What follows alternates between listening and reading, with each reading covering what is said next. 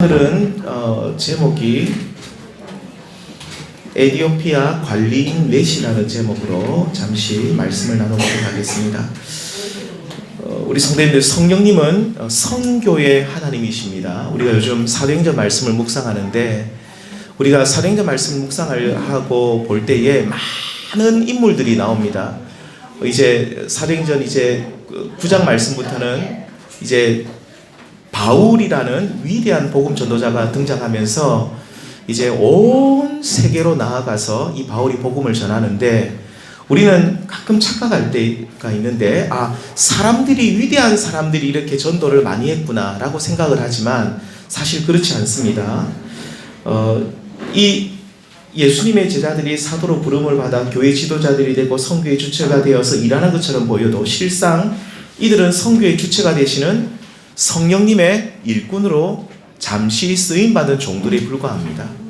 성령님께서 선교를 주관하시고 죽은 영혼들을 살리시는 일을 행하고 있는 것이죠. 사도행전 7장에 보시면 스데반의 설교가 나옵니다.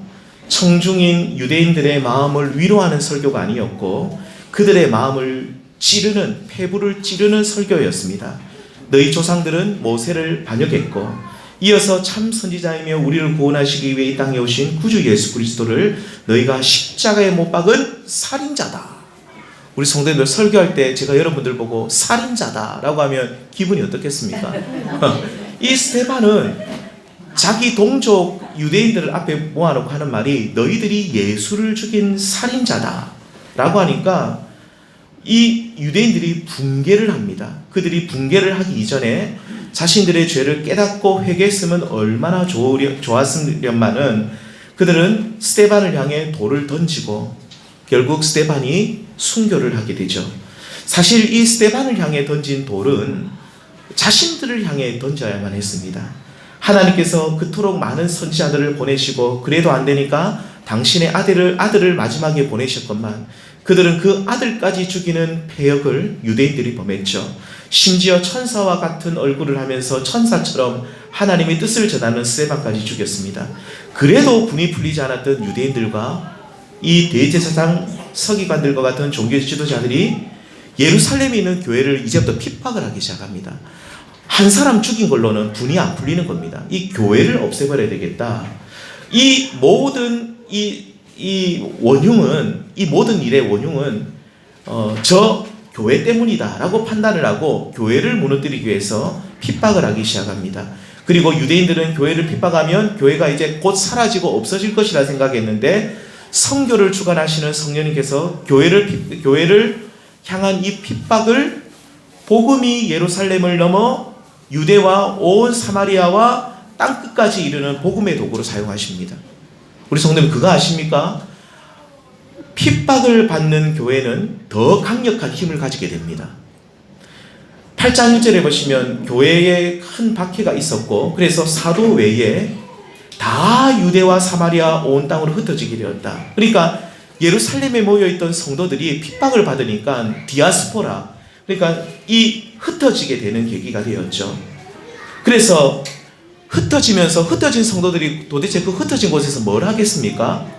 복음을 전하게 되는 겁니다. 그래서 성령 하나님은 선교를 주관하시고 교회를 향한 핍박을 선교의 도구로 사용하시는 분이시죠. 이렇게 흩어진 예루살렘 성도들 가운데 예루살렘 교회 7집사 중 한 사람으로 세워졌던 빌립이라는 사람이 사마리아 땅으로 들어가서 그곳에 가서 전도하는 사건이 사도행전 8장 4절 말씀부터 나옵니다.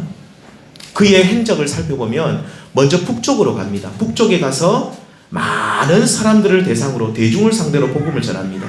성령님께서 이 빌립을 사마리아를 전도하는, 선교하는 일꾼으로 사용하셔서 그를 통해서 많은 사마리아 사람들이 하나님께로 돌아오게 됩니다. 8장 6절에 이런 말씀이 있습니다. 함께 읽겠습니다. 시작. 무리가 빌립의 말을 듣고 행하는 표적도 보고 한 마음으로 그가 하는 말을 따르더라. 선교의 전도의 주관자가 되시는 성령 하나님께서는 무리를 향한 관심과 사랑이 있으시죠. 그래서 많은 사람들을 보시고 불쌍히 여기셔서 빌립을 보내주셔서 이 많은 사람들을 구원하게 하시는데, 그런데 우리 성도님들, 우리 성령님은 또 한 사람에게 대한 관심과 사랑도 있으신 분이십니다. 예수님께서 그러셨죠. 예수님께서 무리를 보시고 불쌍히 여기시면서 그들에게 먹을 것을 주시고 복음을 전하셨는데, 또 우리 예수님께서는 한 영혼에 대한 관심과 사랑이 있으셔서 그 한 사람을 구원하시기 위해서 예수님이 그 요한복음 4장에 보시면 사마리아 땅에 들어가셔서 누구를 만납니까? 사연이 정말로 많은 한 사마리아 여자를 만나죠. 그 목마른 사마리아 여자에게 내가 너의 목마름을 해갈시켜주는 영원한 생수가 된다라고 하시면서 예수님이 복음을 전하십니다. 성령 하나님께서는 이렇게 우리 하나님께서는 이렇게 많은 사람에게도 관심과 사랑을 갖고 계시지만 한 사람을 향해서도 지극한 관심과 사랑을 가지고 계시는데, 그래서 성령 하나님은 이제 빌립을 그 북쪽에서 많은 이 무리를 대상으로 복음을 전하게 하시다가 이제는 어디로 인도하십니까?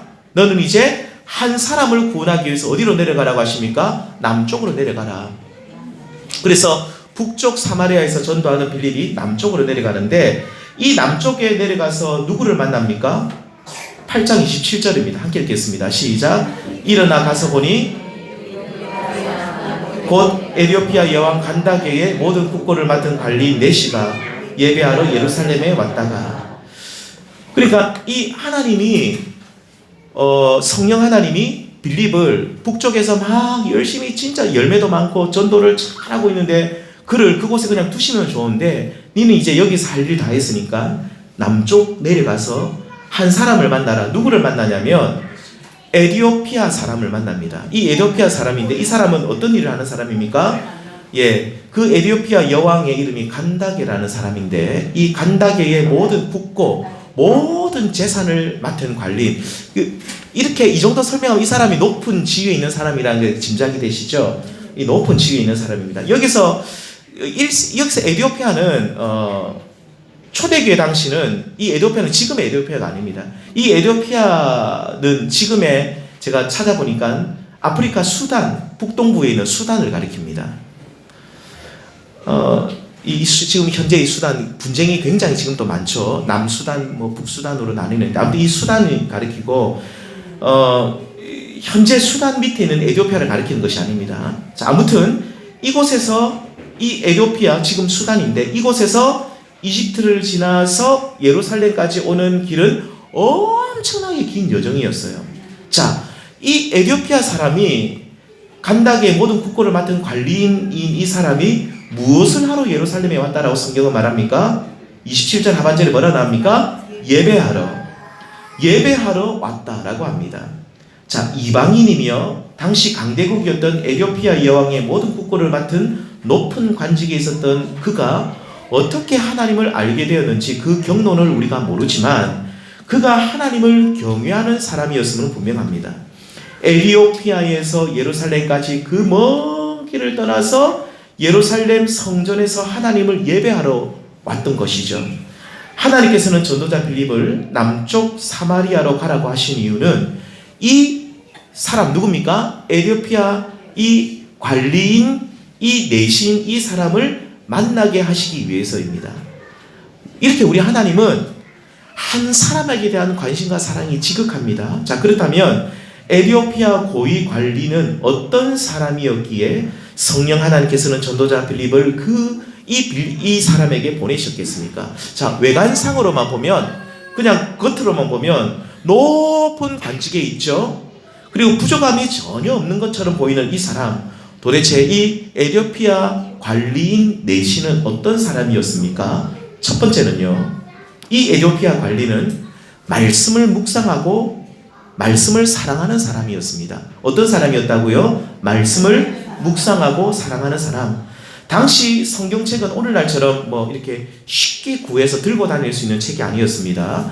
큰 두루마리로 되어 있었습니다. 그리고 성경이 그 파피루스라는 큰 두루마리로 만들어가지고 한 권씩 이렇게 되어 있는 거예요. 창세기 한 권, 출애굽기 한 권. 우리 성도님들 지금 아마 그 성경책 들고 다니라면 아무도 안 들고 다닐 겁니다.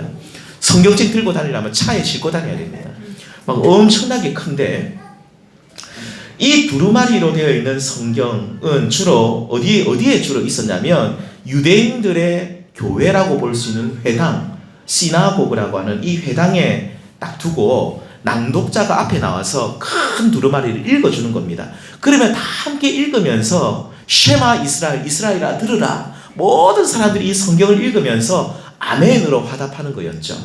자, 그런데 이 에티오피아 관리는 이사야서 쪽 성경을, 이사야서 한 권으로 된, 한 권도 있다만 합니다. 한 권으로 된 이 쪽 성경을 어떻게 구했는지 모르겠지만 아무튼 이 쪽 성경을 하나짜리를 구해서 읽고 있었습니다. 우리나라도, 우리나라 그 선교 역사를 보면 초기에 선교사님 들어오셔서 쪽 복음을 만들었거든요. 제일 처음 만든 성경이 뭡니까? 이 마가복음으로 제가 알고 있어요. 마가복음을 번역해가지고 그 쪽 성경을 많이 나눠줬어요. 자, 그런데 그는 이 예루살렘에서 예배를 드리고 난 뒤에 자신의 고국 에티오피아로 가는 그 수레에서 이사야서 이쪽 성경을 읽기를 시작하는 겁니다. 그는 말씀을 사랑하고 묵상하는 사람이었죠. 집사님, 그냥 들어오세요. 집사님, 나중에 식사 때 들어오십시오. 예, 이게 방해가 되니까, 예, 들어오십시오. 예. 우리 다음 구역도 이렇게 식사하기 전에 안 하셔도 됩니다. 예, 지금 조금 늦게 해도 되니까, 이 말씀을 다 들어야 되는 시간입니다. 예. 자, 이 말씀을 굉장히 사랑하고 묵상하는 사람이었는데, 그가 주야로 말씀을 다 묵상하는 가운데 53장 말씀을, 이사야서 말씀을 딱 읽고 있을 때에 마음이 막 쏠리는 구절이 있었습니다. 바로 고난받는 종으로 이 땅에 오신 메시아 예수 그리스도에 관한 예언의 말씀이었습니다. 자, 8장 32절 말씀입니다. 읽는 성경 구절은 이것이니 일렀으되 그가 도살자에게로 가는 양과 같이 끌려갔고 털 깎는 자 앞에 있는 어린 양이 조용한 것 같이 그의 입을 열지 아니하였도다. 자, 33절 같이 읽겠습니다. 시작.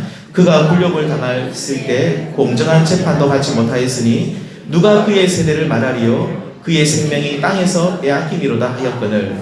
자,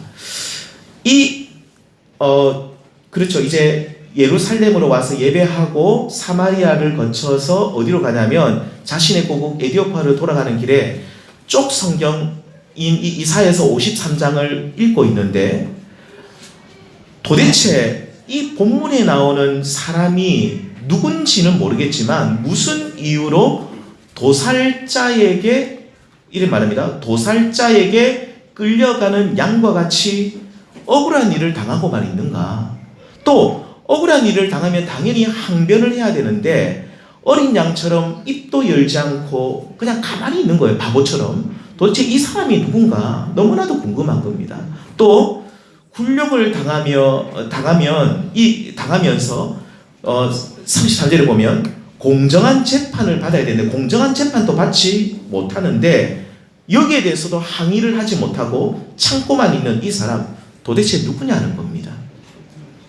이 사람은 이사야 선지자를 가리키는지 혹은 이사야 선지자가 당시 억울한 일을 당하는 이사야 선지자가 아니고 당시 억울한 일을 당하고 있는 또 어떤 사람을 가리키는지 이 도대체 누구냐는 겁니다. 누군데 이런 억울한 일을 당하고 가만히 있느냐. 성도님들, 에티오피아 관리인 이 관리 내시가 이사야서 53장 말씀을 읽으면서 억울한 일을 당하고 있는 고난받는 종에 대해서 왜 궁금해했겠습니까? 궁금하겠죠. 누군지 왜 궁금해하는 거죠. 사실 그는 에티오피아 여왕 간다게의 모든 국고를 맡은 관리인으로 높은 관직에 있는 것은 분명했지만 그의 원래 직위가 뭡니까? 내시입니다. 그래서 27절에 보시면 모든 국고를 맡은 관리인 내시라고 분명히 말하는데 그는 내시였지만 여왕의 총애를 받았고 모든 나라의 재산과 왕의 재정을 관리할 만큼 높은 지위에 오른 사람이었습니다. 하지만 그는 거세당한 내시였고 여왕의 말에 철저하게 순복해야만 하는 사람이었어요. 그래서 하고 싶은 말이 있어도 참아야 되는 거예요. 억울한 일을 당해도 항변하지 말아야 되는 거예요. 거세를 당하면서 내시가 되었던 순간부터 이 왕궁에서 모든 일에 있어서 참을 인자를 새겨야만 하는 숙명을 가지고 있었던 사람이 누구냐면 이 에디오피아 관리인 넷이었습니다. 그가 이사야서 53장에 나온 고난받는 종에 관한 말씀을 묵상하면서, 물론 이 고난받는 종은 예수님을 말합니다. 예수님을 예언하는데 이 고난받는 종에 관한 말씀을 묵상하면서 도대체 이 사람이 누구냐는 의구심을 가졌던 이유는 내 처지하고 이 사람이 너무 비슷한 겁니다. 그가 이사야 선지자인지 여기 나온 고난받는 종이 혹은 다른 사람인지 누군지는 자기가 잘 모르겠지만, 아무튼 그가 아무 말도 하지 못하고 도수장으로 끌려가는 어린 양과 같은 처지가 되어버려 있고, 굴욕을 당하고 공정한 재판을 받지 못하고 또 어느 누구에게도 하소연을 할 수 없는 그의 현재의 이 모습이, 이 성경에 나온 이 모습이 현재 에디오피아 내시로서, 여왕의 내시로서 내 모습하고 너무너무 비슷하다는 겁니다. 이게 동병상련의 마음이 들었던 거죠. 이렇게 내시인 자신의 처지와 비슷한 고난받는 종에 대해서 도대체 이게 누구냐는 거예요. 내하고 너무 비슷한 거예요. 그래서 에디오피아 관리인 내시인 이 사람은 빌립에게 물어본 겁니다. 도대체 이 사람이 누구냐? 나하고 너무 비슷하다. 억울한 일을 당하고 항변하지 못하고 도수장에 끌려가는 어린 양처럼 아무 말도 하지 못하는 이 사람이 도대체 누구냐? 라고 빌립에게 물어보았을 때, 빌립이 하나님께서 나를 보내신 이유를 이제 알겠다 하면서 빌립이 그때부터 이 관리인 내시에게 누구를 소개해 줍니까? 고난받는 종이신 예수님. 이 이사야서 53장에 나온 고난받는 종은 예수님이다, 예수 그리스도라고 하면서 그 예수님에 대해서 쭉 소개를 해주게 되었습니다. 성도님들, 오늘 우리가 에디오피아 내시처럼 예수님을 만나기 위해서는 두 가지 과정이 있어야 됩니다. 첫 번째는 에디오피아 내시처럼 말씀을 묵상하셔야 됩니다. 그리고 그 말씀을 묵상하고 있을 때 전도자 빌립을 만나서 예수님을 소개받게 되었고, 그래서 우리들도 말씀을 묵상하는 생활을 해야 되고, 두 번째는 그 말씀 속에서 나의 모습을 발견할 수 있어야 됩니다. 에디오피아 내시가 고난받는 종으로 이 땅에 오신 예수님을 보면서 나의 처지와 너무너무 비슷하다고 생각하면서 동병상련의 마음을 가지고 그 예수님께 관심을 가졌듯이 우리들도 말씀 속에서 나의 존재가 어떠한지를 깨달아야 됩니다. 우리 성도님들, 성경을 읽어보시면요, 내 상황과 너무너무 비슷한 상황들이 많이 펼쳐집니다. 시편 말씀을 한번 읽어보십시오. 시편에 있는 시편 기자들이 고백하는 그 모든 상황이 내 상황하고 너무 비슷해요. 시편 기자가 병으로 고통받는 상황들이 너무 많거든요. 내가 지금 병으로 고통받는 모습하고 비슷하고, 그리고 이사야서 53장에 나온 고난받는 종으로 오신 예수님 모습을 보면 내가 억울한 일을 당하고 힘든 일을 당할 때 말 못하지 못하는 내 모습하고 예수님 모습이 너무너무 비슷한 거죠. 결국 뭡니까? 말씀을 묵상하면서 말씀 속에서 내 모습을 발견할 수 있어야 된다는 겁니다. 그렇게 나의 존재를 알게 될 때에 이것이 복음의 접촉점이 되어서 그리스도를 만나는 계기가 되는 것이죠. 누구처럼 말입니까? 오늘 성경에 나온 에디오피아 관리 내시처럼. 이 에디오피아 관리 내시는 이사야서 53장에 나온 이 고난받는 종이 예수님인지를 몰랐어요. 그런데 말씀을 늘 사랑하고 묵상하다 보니까 이사야서 53장에 딱 눈이 멈춰졌는데 도대체 이 사람이 누구냐는 겁니다. 나하고 너무 비슷한 거죠. 그래서 그는 자신의 이 에디오피아 관리 내시는 이 말씀 속에서 자신의 그 존재를 발견하게 되었고, 그리고 결국 그리스도를 찾는 사람이 되었던 것이죠.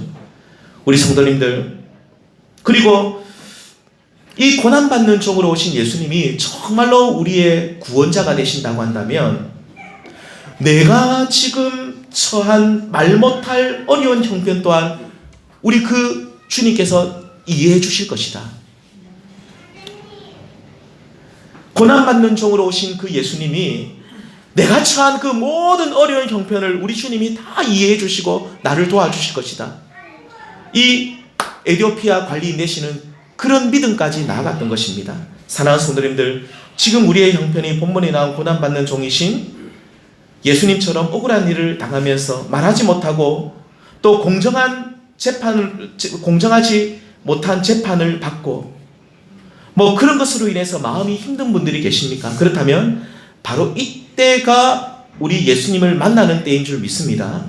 그리고 우리 예수님을 만나면 그 예수님께서 나를 진토에서 일으키시고 나의 머리를 드시는 우리 주님을 우리가 만나게 될 줄 믿습니다. 우리 성도님들 말씀을 사랑하시고 말씀을 가까이 하시면서 말씀 안에서 나의 존재를 발견하시면서 에디오피아 내시처럼 예수 그리스도를 뜨겁게 만날 수 있는 그런 은혜가 있으시기를 우리 주님의 이름으로 축원드립니다. 좀 추우십니까? 저 좀 꺼주십시오. 그러면 좀 꺼줄 거들. 어떤 분들은 더운 분들도 있는데 추운 분들 저는 더워요. 저는 열이 많아서 되게 덥습니다. 근데 추운 분 조금 끄도록 하겠습니다. 감사합니다. 자, 두 번째입니다. 두 번째 이 에디오피아 관리는요 어디에 관심을 가지고 있었냐면 생명에 관심을 가지고 있었기 때문입니다. 어디에 관심 가지고 있었다고요? 첫 번째는 하나님 말씀에 관심 가지고 있었고 말씀을 통해서 자신의 모습을 보았고 두 번째는 생명에 관한 것에 관심 가지고 있었어요. 잘 아시겠지만 그는 내시로서 생물학적으로 자녀를 가지지 못하는 고자였습니다.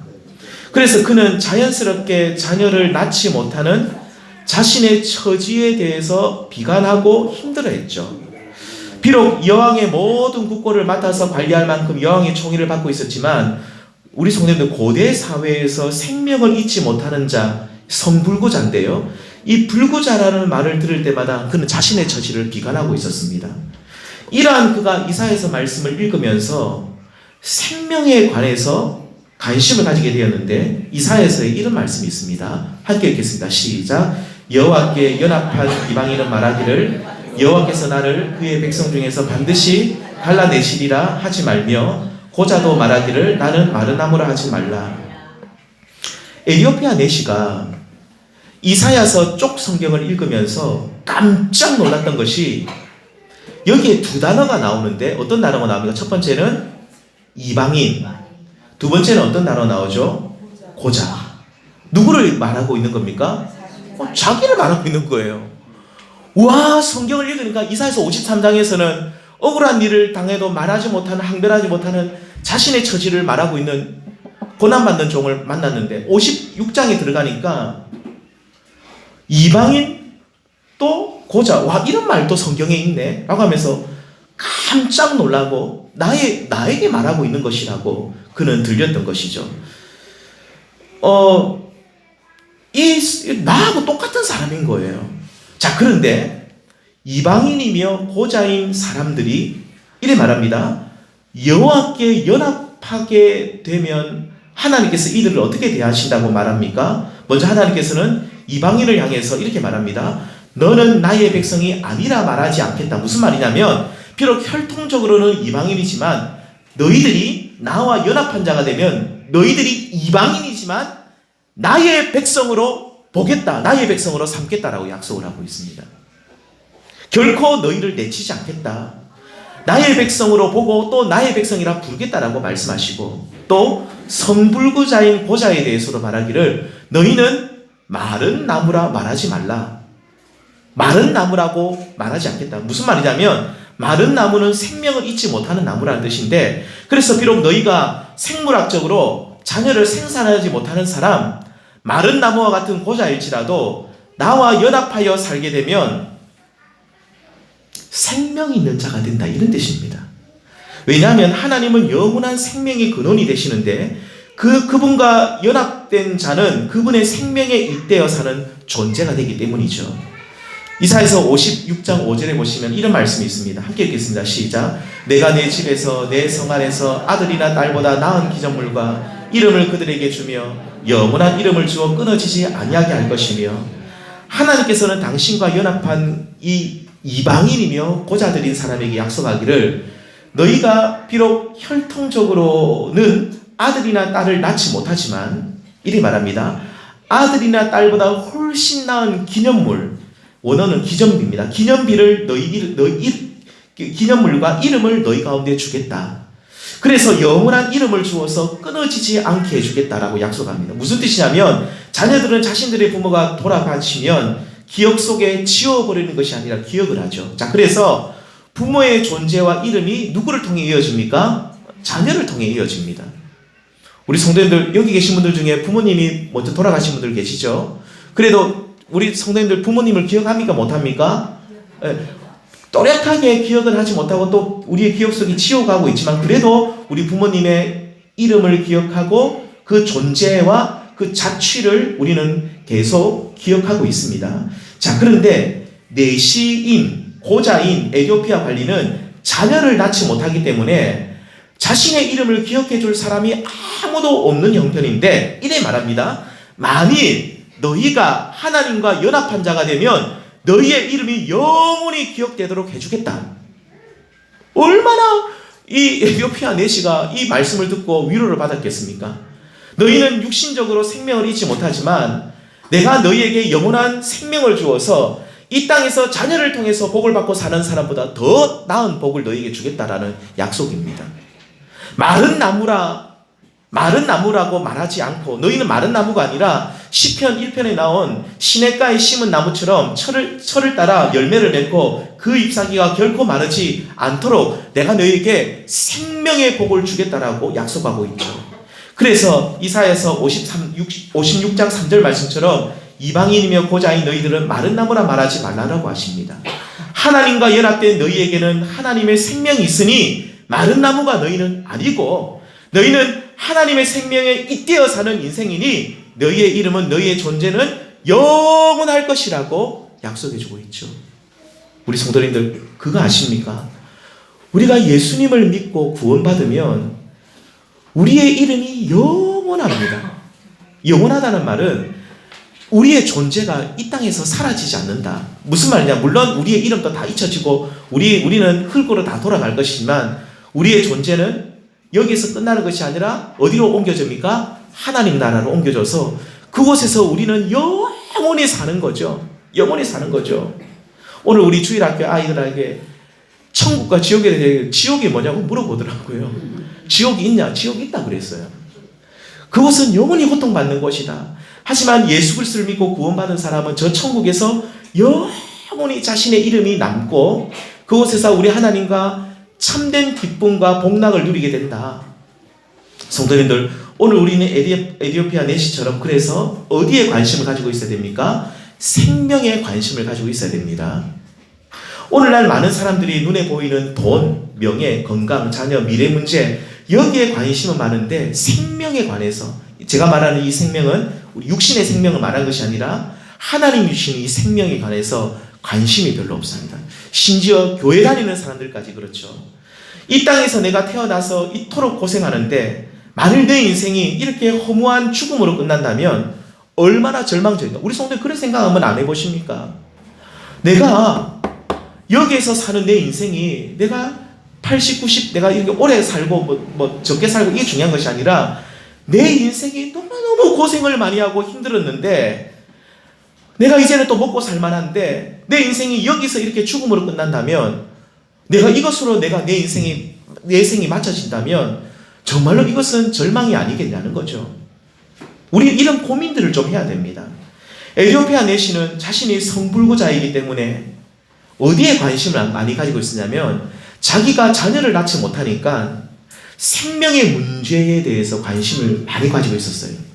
자신은 마른 나무와 같다는 체념을 하고 절망을 하고 있었죠. 자, 그런데 이렇게 생명에 관해서 관심을 가지고 있던 이 에디오피아 관리 내시가 이사야에서 말씀을 읽으면서 하나님과 연합된 자에게 주어지는 영생의 약속을 보면서 그는 소망을 가지게 되었습니다.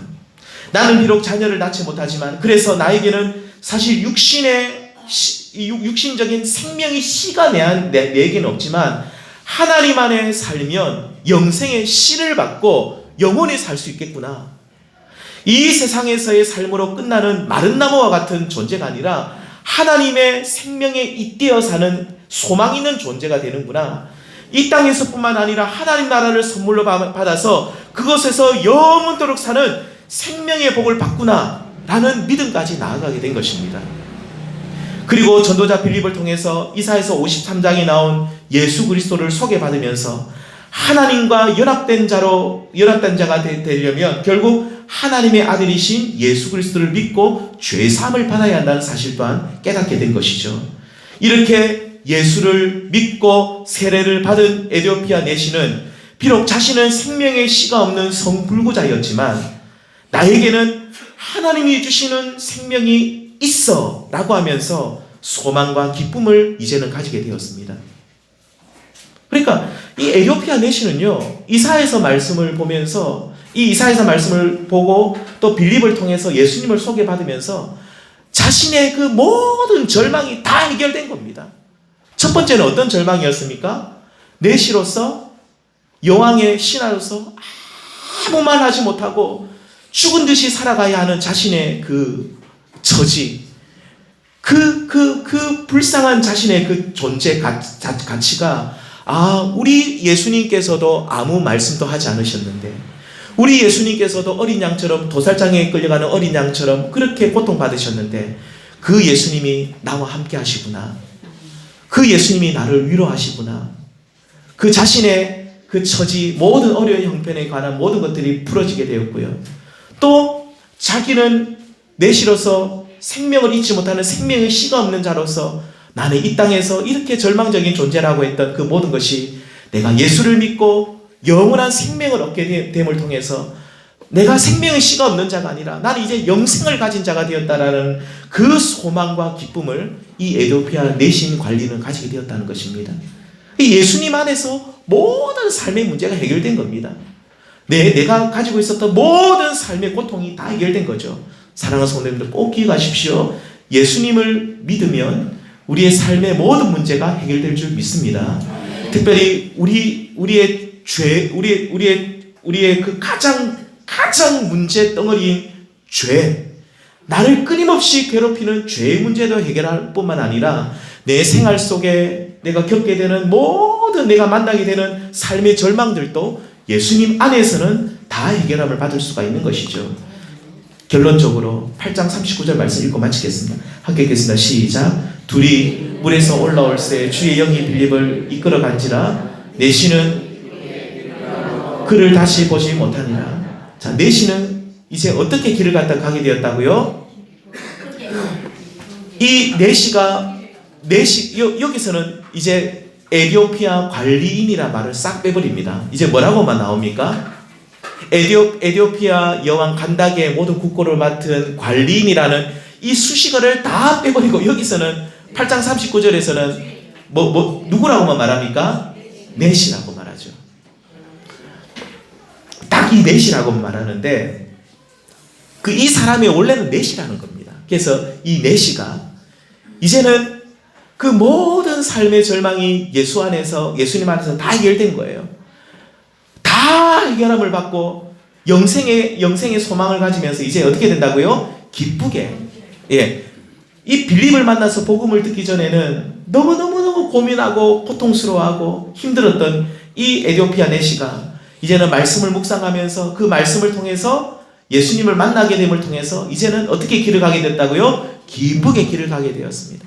우리 성도님들, 예수 안에는 이렇게 예수님을 우리가 정말로 믿고 예수님 안에서 우리의 모든 절망이 해결되면 우리들도 이 에디오피아 관리인 내시처럼 우리의 길을 기쁘게 가게 될 줄 믿습니다. 그래서 우리가 이 땅의 인생을 우리가 절망 가운데 막 소망 없이 우울하게 사는 인생이 아니라 기쁘게 길을 갈 수 있는 이 내시처럼 기쁘게 우리의 인생을 달려갈 수 있는 우리 모든 성도님들 될 수 있기를 우리 주님의 이름으로 축원드립니다. 기도하시겠습니다. 하나님 감사합니다.